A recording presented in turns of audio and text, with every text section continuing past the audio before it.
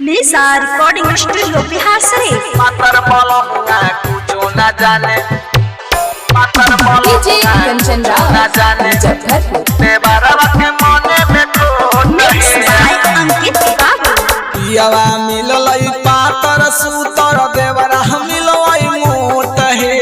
पियावा मिललई पातर सूतर देवरा मिललई मोट हे। पातर बोला मुआ कुछो न जाने देवरवा के मने में खोट हे।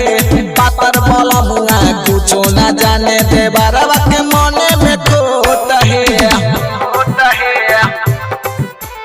पातर बोलो मुआ डीजे कंचन राव मुजफ्फरपुर। डीजे कंचन राव मुजफ्फरपुर। देवरवा के मने में खोट निशा रिकॉर्डिंग स्टूडियो बिहार शरीफ। कनखी मारी के बोलावे देवरवा देखावो है पैसा के नोट हे। कनखी मारी के बोलावे देवरवा देखावो है पैसा के नोट हे।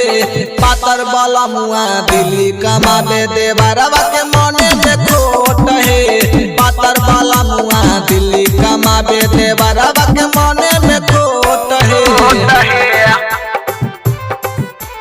पातर बोलो मुआ डीजे कंचन राव मुजफ्फरपुर। डीजे कंचन राव मुजफ्फरपुर। देवरवा के मने में खोट मिक्स बाय अंकित बाबू। घर के भीतरिया देखे अकेला कहे लगेलू तू हट हे। घर के भीतरिया देखे अकेला कहे लगेलू तू हट हे। अंकित वाला मुआ घरो नया बे देवरवा के मने में खोट हे। अंकित वाला मुआ घरो नया बे देवरवा के मने में खोट हे।